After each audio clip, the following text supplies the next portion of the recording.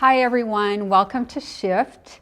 Today we have the new Orono Schools District Superintendent starting July 1st this year. Say hi to Dr. Kristine Flesher.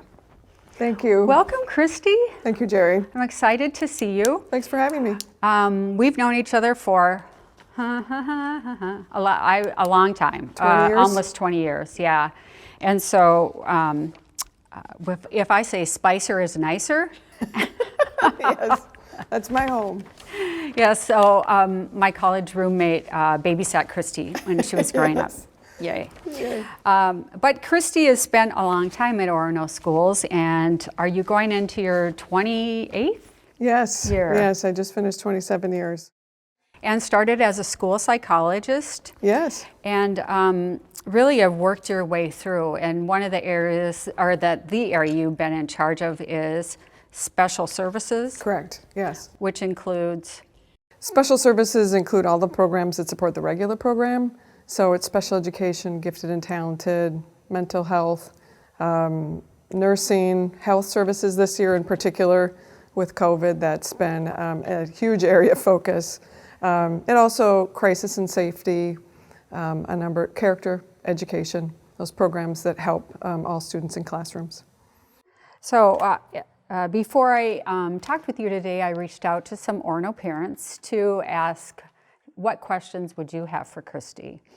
And one of the concerns certainly is mental health. And the COVID pandemic has brought technology, more technology, which has linked us, but also isolation, being away from friends. What advice do you have for parents? Yeah, COVID has been a real challenge. It's very challenging, I think, I know for adults as well as students, and our children are still learning coping skills as we are. So my advice would be a couple-fold. First of all, I think big picture, we talk in my house as well, that to acknowledge the difficulty, this has been challenging. We talk about in our family that someday my children, when they talk to their grandchildren, will talk about this, that we are weathering an incredibly adverse experience, and that's true. We also talk about the need for developing resilience and how do we persevere through the storms of life, and that trying to help students be connected to each other in spite, I think, of the distance that we've had to maintain. So that's, I think, an important strategy connected within families. Knowing that there's help out there for families. We have, in schools and outside of schools, we have tremendous support staff that are here to help families and students that are struggling. It's okay to struggle through this. This is hard, and to know that there's help and to reach out. We've also, as a school district, in addition to the supports, we've been doing through our character program for many years. That used to be trustworthiness, respect, responsibility, fairness, caring, and citizenship. Those were our pillars. That's really expanded to all of social emotional learning.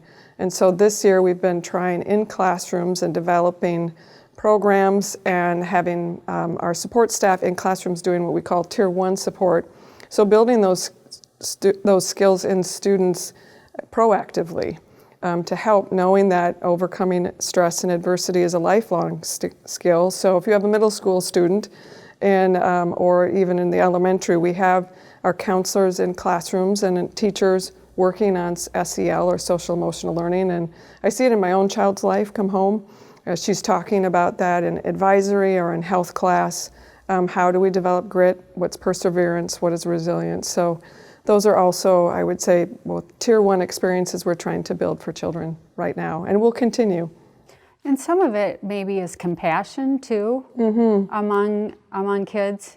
Yes. My grandmother always used to say, kids can be so cruel. And, it's not a positive thing to say, but I think it's that age when you are just trying to figure out your world and you're making judgments and you're trying to figure out who you are. Yeah. Yeah, identity, especially I think in middle school, that identity development, and kids try on different experiences and identities that sometimes They can make mistakes in that, but they are also, that's part of how we learn as human beings, and things that go well and don't go well. But absolutely. Yeah. So another question was, I have a child that is just came into his freshman year, and when you go into your freshman year, you're like, what? I mean, It's a challenge anyway. Yes, I mean, there's that feeling of independence, but then there's more responsibility. Yes. And so I understand there's a lot of information coming at parents and kids, right? So you've got a lot of resources coming. How do you prioritize that information, especially between those two groups, when some of the students don't have that executive, functioning yet? As a parent? Yeah, as a parent and as a student. As a student, yes. Yeah. I would say that we've worked really hard to create experiences for our freshmen in particular, and taking care of those youngest in each building, knowing that what a transition that is anyway. So we've been working with our freshman teachers, have been working with our students, knowing that executive function is still developing, and it's their first year in high school. We tried, as we've re-entered students, to even at one point bring freshmen back a little bit earlier, just to have those connections. We know how important the in-person experiences are. We can't wait for all students to be back next week. That's a huge, I think, accomplishment isn't the right word, but it's huge for all of our families to have all kids back and for our students to be back. I think, again, reaching out for help. If any family has a student who's struggling in any grade level, but particularly those grades where it's brand new, and we know how important that freshman year is, and for the first time those credits and grades matter in a different way than they do previously, we'd want to help any student that's struggling. We've been trying to bring either students in on Wednesday or do reach outs during this time when we haven't been able to have students in person every day the way that we want to. So we would want to be able to do that. It's a unique time where distance learning, I think it's provided, some students have thrived in distance learning in a way that they didn't in in-person learning. That's been one of the learnings for us. And I think one of the takeaways that we have to look at about what worked for students, and other students it's been much more of a struggle. And so knowing for those students, we've been trying really hard to do reach outs and help them. But if we have parents that are struggling with that, we want to know and help. And so I would say reach out and contact us right away. We've been trying to modify what we've expected for students as well, and to develop more individualized plans for students who've needed that.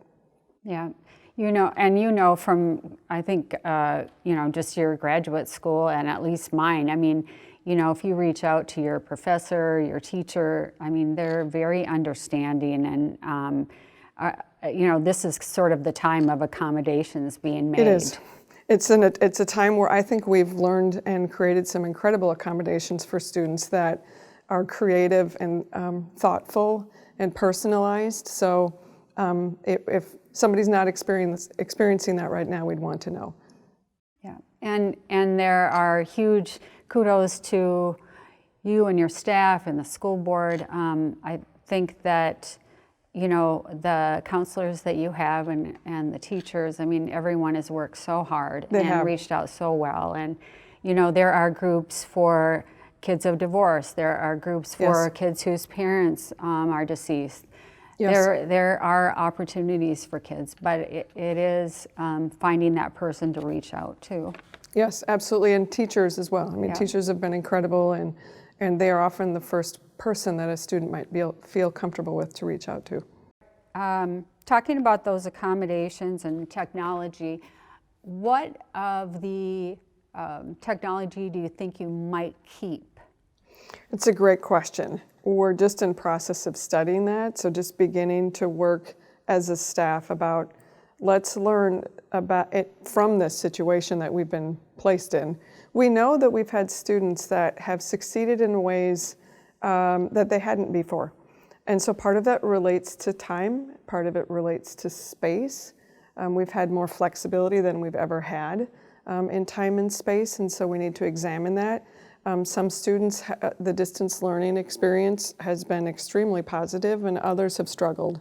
So we've been working on that already and trying to learn what has worked for which students, and we actually have a couple of retreats coming up where we will be studying long-term what needs to stay, what should we keep. So do kids have personality types? Oh, they certainly have personalities. We all do. Right. So maybe you learn things about, does an introvert learn better in a distant situation? Does, I mean, there are all sorts of those facets that would be interesting as a psychologist. Oh, yes. And the other thing that we've been developing is some blended experiences, because we know for particularly secondary students, as they're aging at the high school, that potentially instead of it being 5 days a week, maybe it's one day as a touch point where some of the other days could be at home or out on other experiences. I think, again, using time and space in creative ways that meet kids' needs. So we've been working on some blended learning for next year. It wouldn't be entirely online. I see the hybrid experience. We've had a lot of students really enjoy hybrid. I think it's been challenging for parents. Yes. But for especially older students who can manage that successfully, keeping pieces of that were successful for students. Had many students say, well, I really liked the one day at home. Maybe not all days at home, but part of the time. So we want to give families choice and option. We know we have some students that need to be there in school every day. And that will continue, obviously, for the most students, but being able to have options for students that may want a blended experience. The schedules are a bit tricky. Yes. How do you manage that? How have you dealt with times when you do have somebody who has been infected? You've had the elementary school and middle school back. How have you dealt with those? Sure, that's actually gone really well. We're incredibly pleased. So we had all Schumann Elementary back in person on January 19th. And then on February 1st was the intermediate school, so grades 3 through 5 back in person, so 5 days a week. And then middle school came back hybrid on the 1st as well, and now we've had hybrid at the high school, but everyone comes back next Monday. Seniors have been back this week, so it's been amazing to see seniors back. You think of the disruptive learning experience that they've had since last year at this time. It's been amazing to have them back in person. Very excited to have them walk through the door. So the quarantines have been challenging for everyone involved. That's when we've had to have students quarantined because they've potentially been a close contact or because they may have had COVID themselves.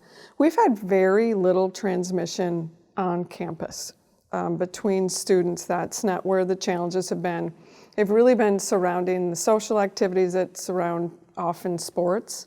And it's often not even the practice, but it might be the car ride or the dinner afterwards is where we have seen the most transmission. But the quarantines have been certainly challenging for everyone. I know families, especially who may have had to then be home themselves. I would say that's been a challenge of the year, has been just the need to follow guidance from the health department, and that's not been easy for anyone. And the fact that those things shift and change as we learn and learn more about COVID, that then sometimes that's shifted and been confusing. But we've tried our best to explain that those are changes in the guidelines from the Department of Health, and we need to follow those. It's really important. And we're here about keeping everybody safe and healthy. At the same time, we want kids in school. Yeah, it's kind of all about communication too. It is. There's so much being sort of pushed out, and different messages coming out. I have a question about the school technology. There was a levy last fall that did not pass. Yes. How does that impact or not impact students? Well, that was very challenging at the same time of needing probably the most technology we've ever needed Part of that levy, it funds technology. So it's a technology levy, but it also funds things like classroom materials. So it's often the supports that are for teachers in classrooms, whether it be technology devices or the infrastructure or the people to run those devices and the wireless networks. So those things are important, but it's also the materials in classrooms like textbooks. So it's more expansive than just technology, but that was difficult at the time that we probably had the most stretched resources that we've ever had.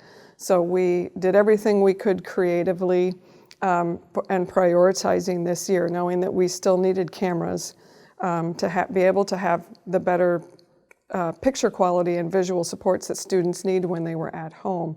So we used every resource we could to purchase those that we needed for schools this year, but knowing that we still have aging both infrastructure and some of that hardware and software have life cycles that end and that we have to replace. So we know that that's important to go back out because that levy will expire this school year. At the end of the school year, for next year is the last year, so we will have to go back out at some point.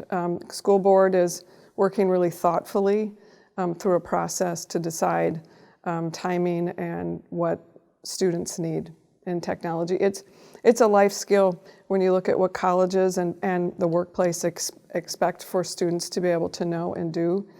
Technology is both a support to the classroom, but it's also a life skill that students will need to be successful.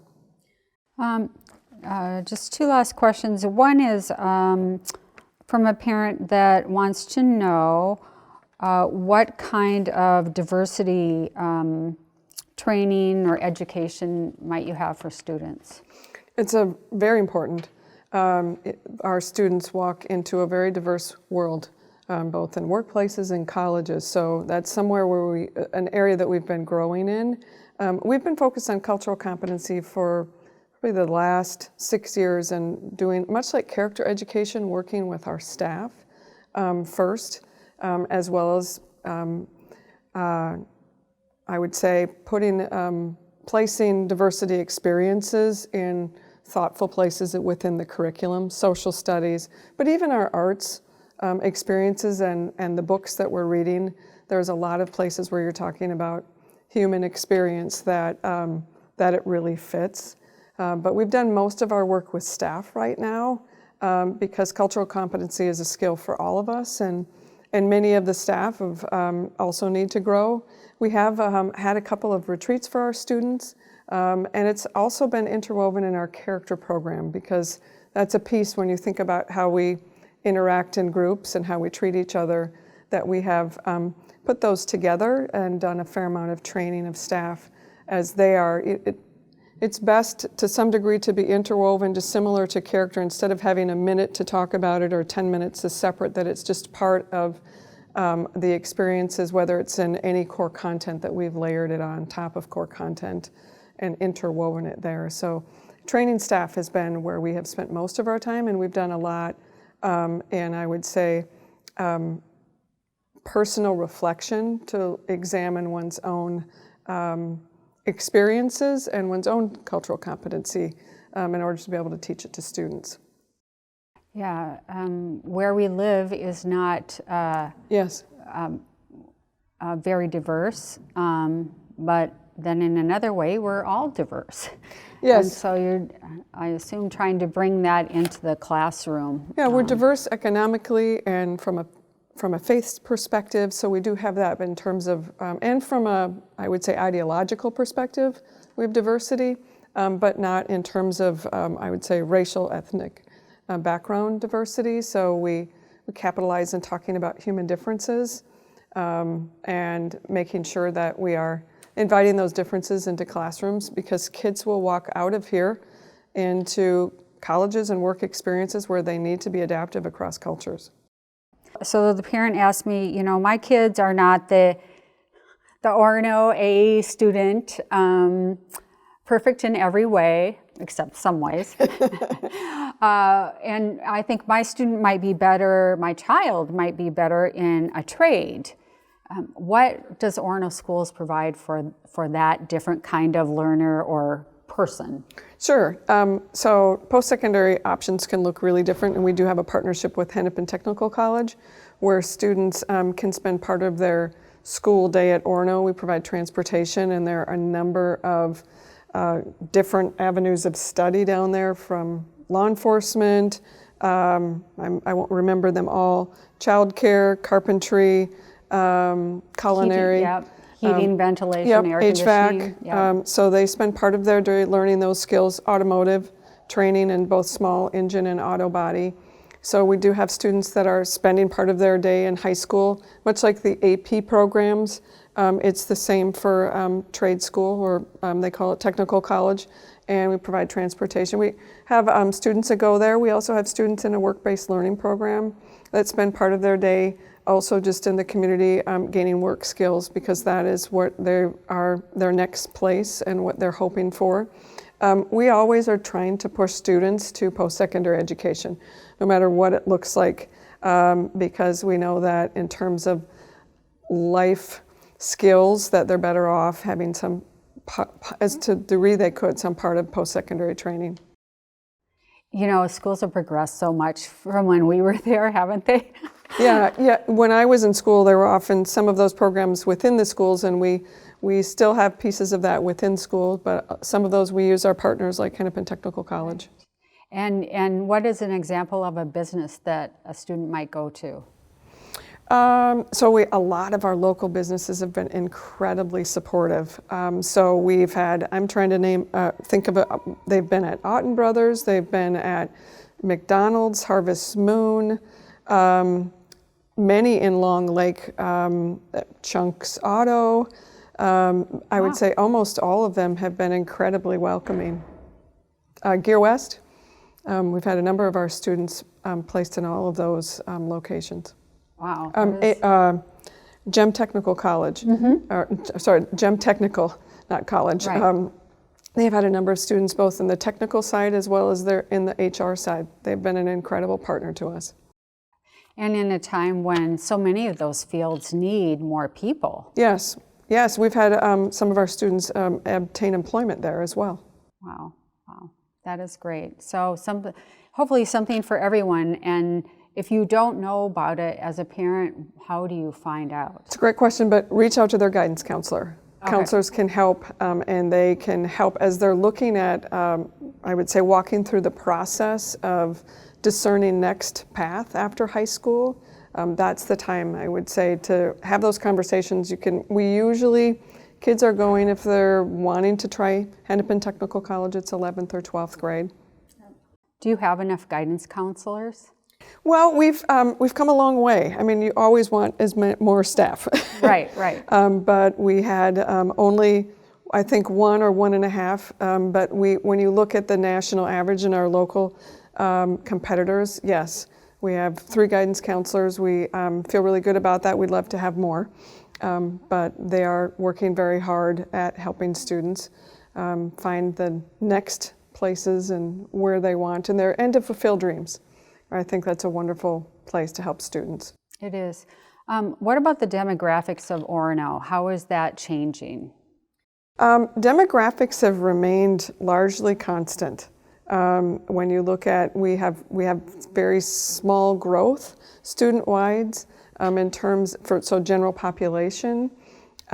We've had the last number of years smaller numbers at younger ages, and that was just population, just total population. Demographics in terms of our student enrollment is still, we're about 90% white. So that looks much the same. We've grown a little bit in terms of diversity, but it's been pretty constant the last number of years. Yeah. How do you deal with the kids who are diverse? How do they integrate into support? school? We've been working on that. We have a couple of student voice groups that have just started because it's really important. Those students bring a lot to the table that, frankly, all students can learn from. So helping all students feel comfortable and welcome in an environment is really important. So that's something that we've been working on. We have staff that are trained specifically, but also we've been working on all staff to make sure students feel comfortable and their voices are invited into classrooms. Right. Probably important for parents to try to be more inclusive too. Yeah, absolutely. I mean, for us all, it's as we learn to live and work together. So I have brought my child into the Orono School District. What do you hope for that child in terms of their education at Orono? Well, first of all, thank you for entrusting us with your child. I would say what I would hope is the same for my child and everyone else's, that they walk out of Orono prepared for life, that they have a whole child, well-rounded education where we focus on our three main hallmarks or goals. Scholarship, we know kids need the academic skills to be prepared for post-secondary work and collegiate experience. They need the relationship skills to be happy and successful as people and to know how to interact in a diverse world. And they also need character. They need to know how to make good decisions for themselves that lead to happy lives.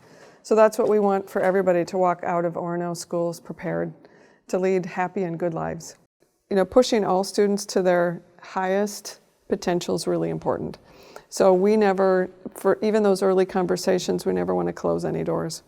So even though students might think, this is my path, we're always encouraging and challenging them to go to reach the highest dream. It's really important for them when you think about long-term life and what it means to have potential degrees. So I think working with kids on that. So if somebody's not thinking that might be for them, I think I would encourage them to have that conversation, because there's lots of different paths for kids. It maybe doesn't look the exact same, but it's important to have that conversation, because sometimes we close doors that shouldn't be closed. Like, what would be an example of that? So we have students that might think that I don't belong in college. And I would say that we have a long history of having a lot of kids gain access to college and be successful in college. It might look a little bit different. It might not be the same path. But being able to earn that degree really does matter long-term in terms of employment. So sometimes it's not the exact same journey or timeline, but helping students navigate that is important. Or the same exact path. Maybe it's a technical college first, maybe it's a community college, maybe it's a gap year. We've seen lots of kids, but long-term, it's been fun to see kids come back and talk about their life's journey. And kids that I know didn't think that they could go to college, or maybe other people didn't think they could, did, and were successful and have good jobs. So I would always say I would push anybody to dream beyond. And we can do that for our kids. I mean, Absolutely. We can encourage them. I mean, we love our kids that are at Trinity. We love to have the Orono students here and have tried to help when we can, like for the graduation. But I think, yes, encouraging everyone to go for their highest dream. Yes, yes, that's what we want kids to fly. Thank you so much for coming over, and good luck as you all go back to school. Thank you. Thanks for having me. Yeah. It was fun to see you.